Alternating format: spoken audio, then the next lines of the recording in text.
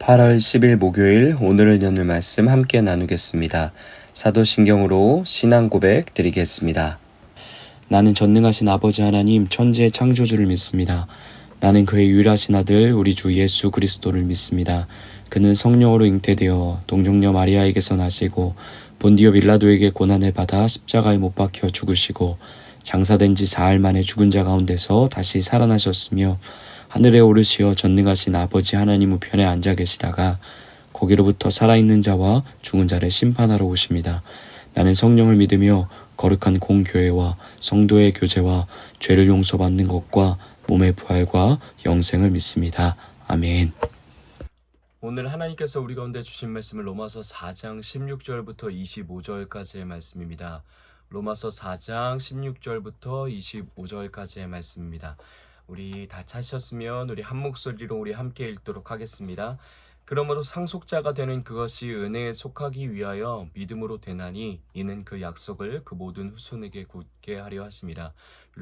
율법에 속한 자에게 뿐만 아니라 아브라함의 믿음에 속한 자에게도 그러하니 아브라함은 우리 모든 사람의 조상이라. 기록된 바 내가 너를 많은 민족의 조상으로 세웠다 하심과 같으니 그가 믿은 바 하나님은 죽은 자를 살리시며 없는 것을 있는 것으로 부르시는 이시이니라. 아브라함이 바랄 수 없는 중에 바라고 믿었으니 이는 내 후손이 이 같으리라 하신 말씀대로 많은 민족의 조상이 되게 하려 하심이라.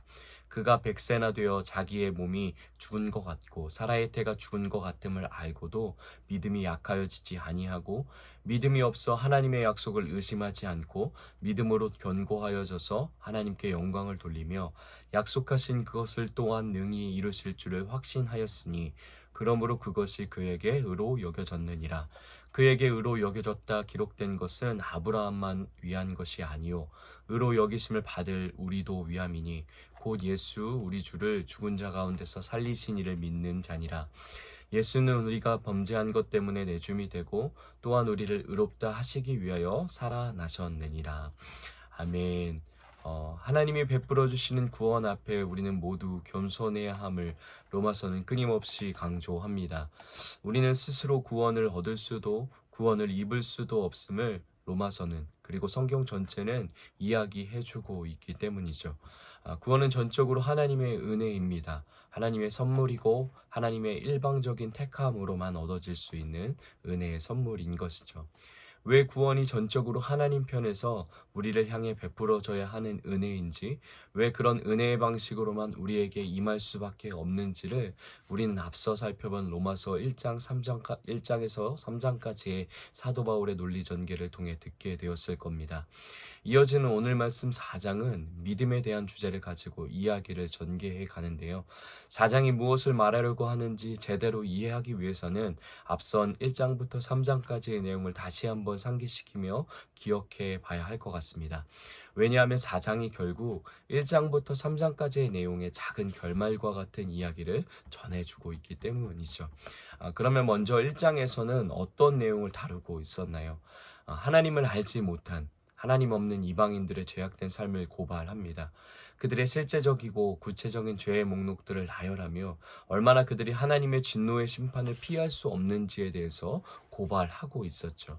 이어지는 2장에서는 하나님을 믿는다고 말하지만 또 하나님의 말씀을 가졌다고 말하지만 이방인들과 똑같이 또 어쩌면 어떤 면에서는 더 악랄하고 죄악됨으로 살아가는 유대인들에 대한 하나님의 심판의 경고의 메시지가 선언됩니다.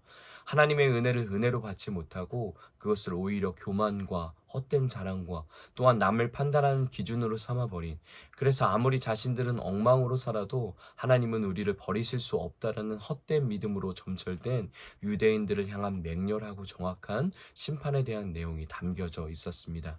결국 3장에 와서 최종 결론은 그것이었죠. 의인은 없나니 아무도 없다. 어떤 누구도 온 세상 전부가 하나님의 진노의 심판 아래 있고 그 운명을 피할 수 없다라고 최종 선언을 하게 됩니다. 그러면 이런 질문 앞에 우리는 좌절하며 두려움으로 묻게 될 것입니다. 우리는 이대로 끝인 것인가? 우리의 운명은 이대로 절망적으로 끝나는 것인가? 하는 질문 앞에 서게 될 것이죠. 그리고 율법은 그 질문이 우리의 인생 가운데 터져나올 수밖에 없게 합니다. 그러한 절망 가운데 3장 21절부터는 우리에게 기쁜 소식을 전해주게 되는데요. 인간은 의로움을 절대로 소유할 수도 만들어낼 수도 없는 자이지만 율법의 한 의가 나타나서 예수 그리스도를 통하여서 그리고 그를 믿는 믿음으로 말미암아 우리 가운데 허락해 주시는 믿음과 은혜의 의의 길이 우리 가운데 열렸다라고 선언해 주고 있는 것이죠. 로마서는 선언합니다. 이 길 말고는 우리의 어떤 행위로도 우리의 어떤 노력과 열심으로도 하나님 앞에 의롭다함을 얻을 자격 조건을 갖출 수 없는 자라고 말이죠. 또한 율법은 끊임없이 그것을 적나라하게 들춰내는 역할을 해줍니다. 우리가 전혀 의로움과는 거리가 먼 사람들임을, 또 우리가 얼마나 죄와 어둠으로 가득 찬 자임을 율법은 끊임없이 고발하며 깨닫게 하는 것이죠. 그래서 우리는 오직 율법 외에 한 의인, 오직 예수님의 공로로 예수님의 십자가 부활을 통해서만, 또한 예수님을 통해 우리 가운데 펼쳐지는 하나님의 전적인 긍휼하심으로만 구원과 의롭게 됨을 받는 자들일 수밖에 없는 것이죠. 이 모든 사실을 믿는 믿음, 그 믿음 또한 하나님으로부터 심겨진 것인데 그 믿음으로만 우리는 하나님의 의와 구원을 얻고 누릴 수 있게 되는 것입니다. 그 믿음에 대해서 계속해서 4장은 이야기해주고 있습니다. 특별히 아브라함의 이야기를 통해서 하나님이 이루어 가시는 구원의 세계는 처음부터 행위가 아니라 율법이 아니라 믿음으로 얻게 되는 방식으로 이루어 가시는 세계임을 보여줍니다. 4장 초반에는 1장부터 3장까지의 논지를 계속 이어받아 아브라함의 이야기를 통해 그가 의롭게 되어짐이 행위로나 할례로나 율법을 열심히 지킴으로 얻어진 것이 아니라 전적으로 하나님을 믿음으로 의롭게 되었음의 원리를 설명하고 있습니다. 모세를 통해 율법이 주어지기 훨씬 전 시대를 살았던 아브라함이 의롭게 되었던 이야기를 통해서 또 할례를 받기 전 아브라함에게 임했던 하나님의 의롭게 여겨주심의 이야기를 통해서 다시 한번 모든 것이 하나님이 이루어 가신다라는 것을 믿음으로 말미암아 누리게 되는 하나님의 의이고 구원임을 강조하고 있는 것이죠. 그리고 이어지는 오늘 우리가 읽은 4장 16절부터 25절까지의 말씀은 하나님이 우리 가운데 허락해 주시는 이 믿음이 도대체 어떻게 우리 삶 속에 심기워지게 되었는지, 또한 아브라함의 삶을 통해서 하나님을 믿는다는 것이, 믿음을 소유한 사람이 무엇을 의미하며 믿음으로 살아가는 것이 무엇인지를 우리 가운데 들려주고 있습니다. 먼저 하나님이 우리 삶 속에 어떻게 이 믿음의 씨앗들을 심겨주시는지를 아브라함의 모습을 통해 확인해 보면 좋겠는데요. 하나님은 처음부터 이 모든 인간을 구원하시는 역사를 시작하시면서부터 믿음의 방식으로 구원을 얻게 되는 세계를 계획하셨습니다. 구약과 신약의 구원의 방법이 다르지 않게 인간의 공로나 행위와 열심으로 구원을 얻는 것이 아니라 믿음으로 구원과 의롭게 되는 세계를 계획하신 것이죠. 그리고 그 세계를, 그 하나님의 나라를 이 땅에 펼쳐가시고자 그 계획 안에서 아브라함을 부르십니다. 그리고 그것을 위해 아브라함을 믿음의 조상으로 세워가시고자 하는 계획을 세우신 것이죠. 그리고 그 계획에 따라 하나님은 믿음의 씨앗을 아브라함에게 심기십니다. 오늘 로마서에서 설명하고 있는 아브라함에 대한 서술을 보면 마치 처음부터 아브라함이 어떤 역경과 어려움 속에서도, 불가능과 불확실 속에서도 하나님을 바라보며 믿음이 흔들리지 않고 그것을 하나님이 의로 여기셨다라고 칭찬하시며 모든 영광을 아브라함이 받고 있는 것처럼 보이게 됩니다. 그러나 우리가 창세기를 통해 확인해 볼 수 있었죠. 하나님의 약속 앞에 비웃던 아브라함과 사라, 약속을 신뢰하지 못하고 끝내 하갈을 통해 이스마엘을 낳은 아브라함과 사라, 자기의 아내를 루이라 속여 한바터면 하나님의 계획에 중대한 걸림돌이 될 만한 선택을 여러 번 했던 아브라함의 행동들, 이런 행동을 보면 그는 믿음의 조상이라는 위대한 사명의 타이틀을 가질 만한 위인이 아니었습니다. 그러나 하나님께서 그를 통해 믿음의 세계를 이 땅 가운데 이해시키고자 또한 오늘 16절에 보면 이렇게 선언합니다. 그러므로 상속자가 되는 그것이 은혜에 속하기 위하여 믿음으로 되나니 이는 그 약속을 그 모든 후손에게 굳게 하려 하심이라. 율법에 속한 자에게 뿐만 아니라 아브라함의 믿음에 속한 자에게도 그러하니 아브라함은 우리 모든 사람의 조상이라. 아멘. 믿음으로 누리게 되는 하나님의 구원의 기쁨을 온 인류에게 열려지는 일을 위해서 그 아브라함에게 심기게 하신 믿음의 씨앗들, 약속의 씨앗들을 피워 가시고자 하나님이 하십니다. 그의 실패와 그의 한계와 불신앙 가운데서도 끝까지 포기하지 않고 다시 경작하여 토양을 옥토가 되게 하시고 물을 주시고 양분의 영양을 주심을 포기하지 않고 돌보셔서 마침내 열매 맺게 하시는 것이죠. 그리고 그로 인해 아브라함이 믿음의 조상이 되게 하신 것입니다. 또한 그 하나님의 열심 때문에 아브라함이 19절부터 22절의 고백을 그리고 하나님의 인정받음을 이뤄낼 수 있었던 것입니다. 19절부터 22절 한 번 더 다시 한번 읽도록 하겠습니다. 그가 100세나 되어 자기의 몸이 죽은 것 같고 사라의 때가 죽은 것 같음을 알고도 믿음이 약하여지지 아니하고 믿음이 없어 하나님의 약속을 의심하지 않고 믿음으로 견고하여져서 하나님께 영광을 돌리며 약속하신 것을 또한 능히 이루실 줄을 확신하였으니 그러므로 그것이 그에게 의로 여겨졌느니라. 아멘. 사랑하는 에바다 공동체 여러분, 행위와 율법의 무거운 멍에에서 우리를 구원하시고자 예수님이 십자가 지시고 믿음의 세계를 우리에게 열어주셨습니다. 우리의 열심이 구원을 이루는 것이 아니라 만군의 여호와의 열심이 우리의 구원을 이루시고 성취하십니다. 또한 그 구원을 누릴 수 있게 우리 안에 하나님을 믿을 수 있는 믿음을 창조하시고 선물하시는 분도 하나님이신 거죠. 그 믿음의 세계 안에서 지속적으로 풍성한 하나님의 의를 누리게 하십니다. 그것은 하나님의 바른 관계 안에서 지금 우리가 속한 곳에 누리는 하나님의 나라를, 하나님의 의의 성품을, 하나님의 생생한 손길을 하나님 믿음 안에서 누리게 하시는 분이 우리 하나님이신 것이죠. 그 믿음의 씨앗을 심기워 주신 분이 그냥 심기만 하시고 놔두고 방치하시는 것이 아니라 싹을 틔울 수 없는 밭의 상태일지라도 경작하시고 또 어떤 거센 비바람이나 그 씨앗을 시탐탐 노리는 들짐승과 같은 공격과 도전의 도사람이 우리 삶 가운데 있더라도 그 속에서도 우리를 밤새 지키시고 또 보호하십니다. 그리고 마침내 아브라함과 같이 우리 삶 속에 믿음의 싹을 띄우고 봉우리가 돋게 하시고 또 꽃을 피우게 하시고 그 꽃에서 열매가 맺게 하셔서 풍성함을 누리게 하실 때까지 함께 하시는 하나님이 우리 하나님이심을 우리가 오늘 하루 기억하며 또한 그분과 함께 동행하는 오늘 하루 되길 예수님의 이름으로 소망합니다. 그러면 마지막으로 이 믿음의 세계가 전적인 하나님의 역사로 우리 가운데 펼쳐지고 허락되어지긴 했지만 우리는 그냥 그 안에서 손 놓고 아무렇게나 살아가는 것이 아니라 믿음을 가지고 이 땅을 살아가는 삶이 어떠한 것인지를 4장의 아브라함의 모습 속에서 함께 찾아보고 살펴봤으면 좋겠습니다. 4장에 등장하는 아브라함의 이야기를 통해 다양한 믿음의 삶이 어떠한 것인가에 대한 모범을 발견할 수 있지만 가장 두드러지게 나타나는 한 가지만 정리한다면 믿음으로 살아간다는 것은, 믿음을 소유한 채 살아간다는 것은 하나님에 대한 알물 딛고 살아가는 삶을 이야기합니다. 아브라함 눈에는 약속이 절대 이뤄질 수 없는 것 같은 현실이 뻔히 놓여져 있었습니다. 그것이 19절의 상황이었죠. 모든 것이 막히고 모든 것이 죽음과 희망이 끊어져 버린 상황과 같은 그의 현실이 바로 아브라함 앞에 놓여있던 현실이었습니다. 그러나 그는 21절, 22절의 고백처럼 의심하지 않고 약속하신 하나님이 능히 이루실 줄을 확신하며 나아갑니다. 그가 그럴 수 있었던 이유는 맹목적인 확신이나 신뢰가 아니었습니다. 그는 하나님의 능력을 깊이 생각했고 또한 하나님이 누구신지를 분명하게 알았고 분명히 알던 하나님을 근거로 신뢰하며 그것을 딛고 믿음으로 나아갔던 것이죠.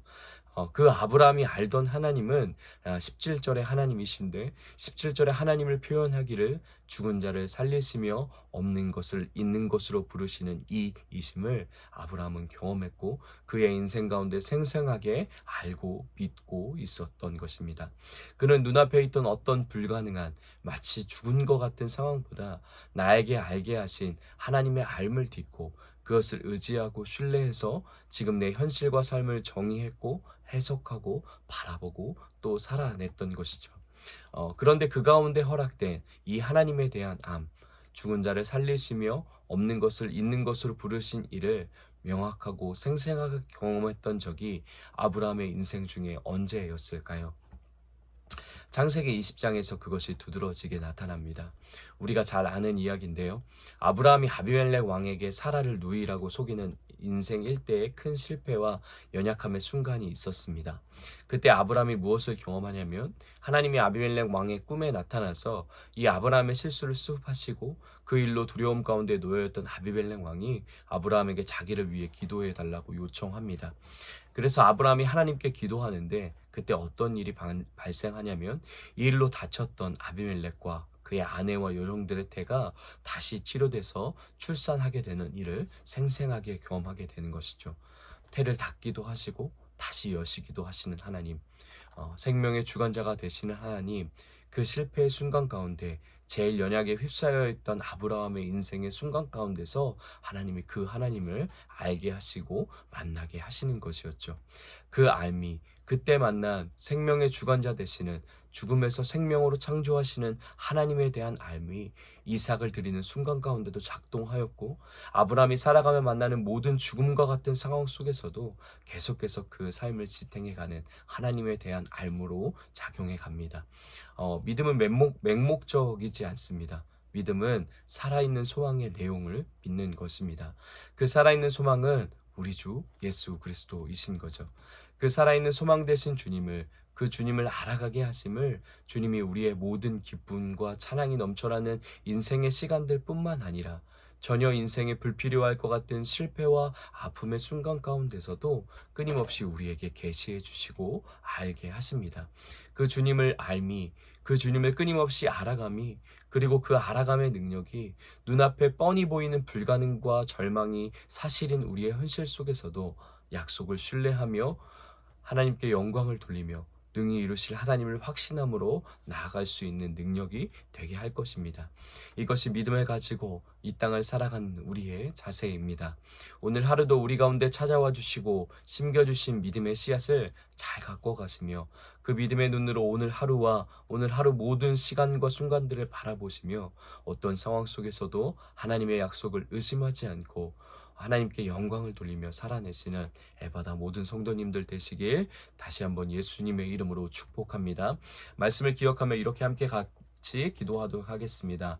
오늘 하루도 내 노력과 행위가 아니라 십자가 지시고 다시 살아나신 예수 그리스도를 믿는 믿음으로 하나님께 나아가게 하여 주시옵소서라고 우리 함께 같이 기도하겠습니다.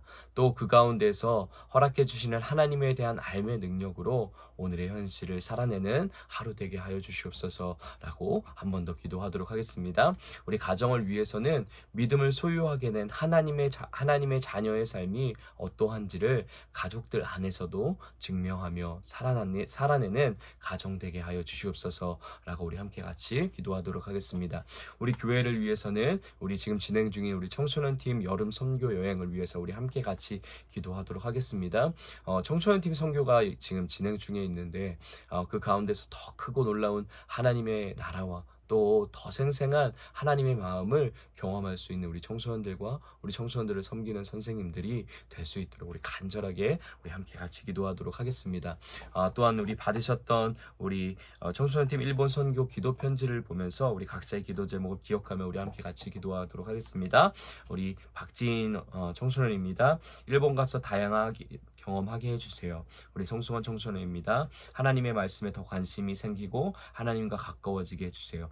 우리 유민찬 청소년입니다. 다치지 않게 기도해 주세요. 우리 천민성 청소년입니다. 건강하고 행복하게 해주세요. 우리 변주희 선생님입니다.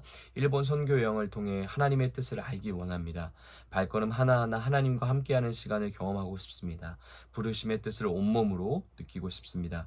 우리 신정수 선생님입니다. 선교 여행 동안 지치지 않게 하여 주시고 새로운 삶의 경험을 많이 할 수 있도록 하여 주세요.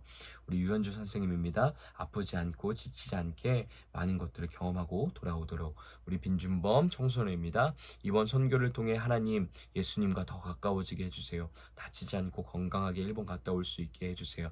우리 오채민 청소년입니다. 제가 아프지 않게 게으르게 행동하지 않도록 기도해 주세요. 우리 유해찬 청소년입니다. 건강하게 해주세요. 행복하게 즐겁게 해주세요. 우리 천민우 청소년입니다. 일본 갈 때 아프지 않게 해주시고 많은 것을 경험할 수 있게 해주세요. 우리 승정이 선생님입니다. 체력적으로 하루하루 잘 보낼 수 있도록 팀의 걱정이 되지 않도록. 우리 유선아 선생님입니다. 더위에 지치지 않고 건강하게 일본을 향한 하나님의 마음을 잘 보고 누리고 오도록. 우리 이기영 목사님입니다. 나와 우리 그리고 온 땅을 향한 하나님의 마음을 조금 더 알아가는 시간 되도록.